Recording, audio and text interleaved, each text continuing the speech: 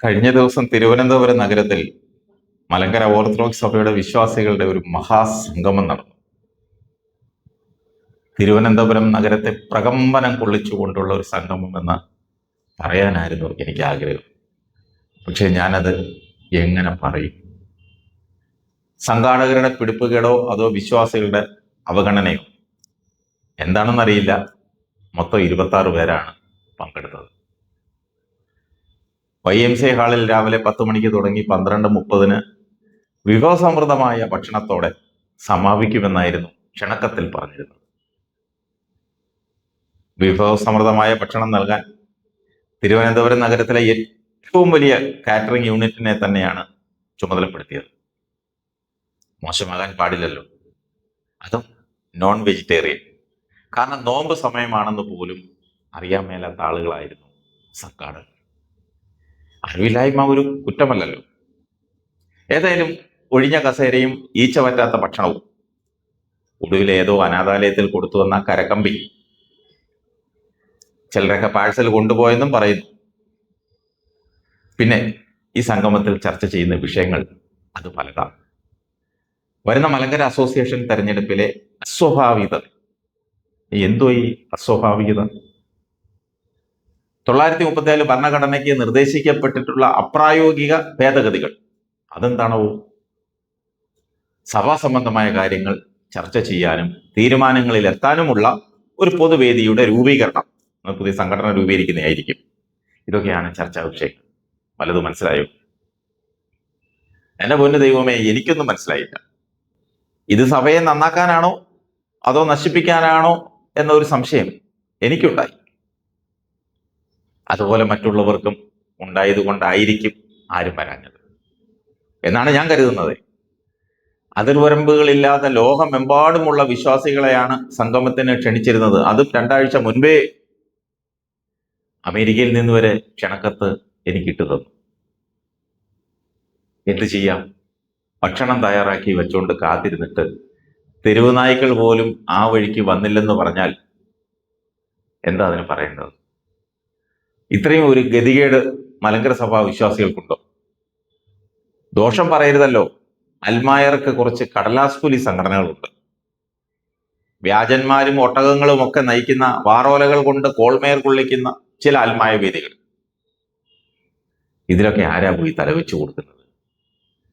ഇവരുടെയൊക്കെ വിചാരം സോഷ്യൽ മീഡിയയിൽ ഇരുന്ന് കുറച്ചാൽ എല്ലാവരും കേട്ട് കൈകൂപ്പി കൈയടിക്കുമെന്ന, ക്യൂ നിൽക്കുമെന്നൊക്കെയാ. സോഷ്യൽ മീഡിയയിലെ ഗീർവാണങ്ങൾ കണ്ടാൽ മലങ്കര സഭയിലെ അൽമായരെല്ലാം ഇവന്മാരുടെ കാൽ കീഴിലാണെന്നാ വിചാരം.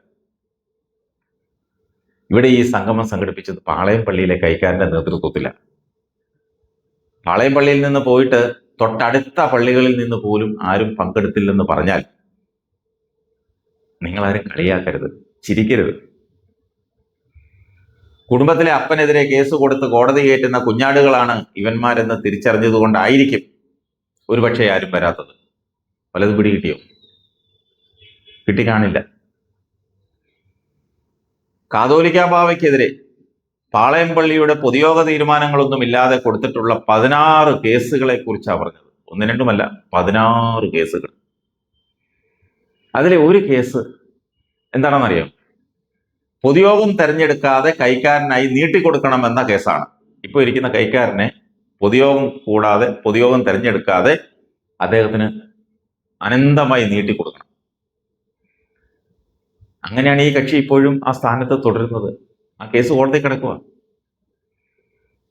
ഈ കൂട്ടരുടെ ആവശ്യം ജനാധിപത്യ രീതിയിൽ മെത്രാപ്പോലിത്തമാരെയും മലങ്കര മെത്രാപ്പോലിത്തയും തെരഞ്ഞെടുക്കണം എന്നുള്ളതാണ്.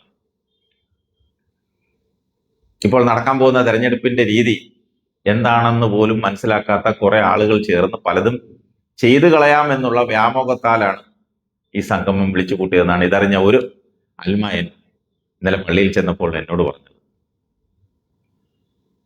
ലോകത്തെ ക്രൈസ്തവ സഭകളിൽ ഏറ്റവും വലിയ ജനാധിപത്യ രീതിയിലാണ് മലങ്കര സഭയിൽ തെരഞ്ഞെടുപ്പ് നടക്കുന്നത്. അത് ഓരോ മലങ്കര നസ്രാണിക്കും അഭിമാനിക്കാം. അതുപോലും അറിയില്ലെന്ന് പറഞ്ഞാൽ പ്രേക്ഷകർക്ക് മനസ്സിലാക്കാമല്ലോ ഇവന്മാരുടെ ബോധവും വിവരവും എത്രത്തോളം ഉണ്ടെന്ന്. അതിലൊക്കെ രസം, ഈ 26 പേരിലും ഉണ്ടായിരുന്നു സഭയുടെ മാനേജിംഗ് കമ്മിറ്റി അംഗങ്ങൾ. അവിടെയാണ് നമ്മൾ ചിന്തിക്കേണ്ടത്. മുൻപ് ഇവരൊക്കെ പറഞ്ഞിരുന്നത് തിരുവനന്തപുരം ഭദ്രാസനാധിപനായിരുന്ന ഗബ്രിയേൽ തിരുമേനി ആ തിരുമേനിയുടെ നിലപാടിനെ പ്രതിഷേധിച്ചാണെന്നായിരുന്നു. എന്തേ ഇപ്പോൾ ഗബ്രിയേൽ തിരുമേനി മാറി കാതോലിക്ക ബാവ നേരിട്ടുള്ള ഭരണത്തിന് കീഴിലായിട്ടും മാറ്റമൊന്നും ഉണ്ടാകാത്തത്? ബാവയെ കാണുമ്പോൾ വിശ്വസ്ത വിധേയനായി നിൽക്കുകയും ബാവ അല്പം അങ്ങോട്ട് മാറുമ്പോൾ കടുത്ത എതിരാളിയായി നിൽക്കുകയും ചെയ്യുന്ന ബാവയുടെ ശിങ്കിടികൾ തന്നെയാണ് ഇക്കൂട്ടത്തിലുള്ളത്. ഇവരുടെ നിരന്തരമായ ആവശ്യങ്ങളുടെ ഫലമായാണ് ഗബ്രിയേൽ തിരുമേനി സ്ഥാനത്യാഗം ചെയ്തത്. സ്ഥാനത്യാഗം ചെയ്തിട്ട് 1 വർഷമാകുന്നു. ഇപ്പോഴും വഞ്ചി തിരുനക്കരയില. അവരുടെ നിലപാടിലോ സമീപനത്തിലോ ഒരു മാറ്റവുമില്ല. ബാവയ്ക്കെതിരെ കൊടുത്തിട്ടുള്ള 16 കേസുകൾ ഇപ്പോഴും കോടതിയിൽ പോരാടുകയാണ്. ഇപ്പോൾ മനസ്സിലായല്ലോ ഇവരുടെ യഥാർത്ഥ മുഖം.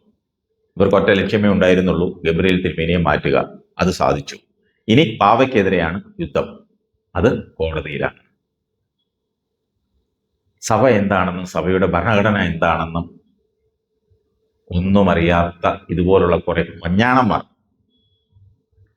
വിചാരിച്ചാൽ സഭയ്ക്കെതിരെ ഒന്നും ചെയ്യാൻ കഴിയില്ലെന്ന് ഇനിയെങ്കിലും ഇവന്മാർ മനസ്സിലാക്കുന്നത് നന്ന്.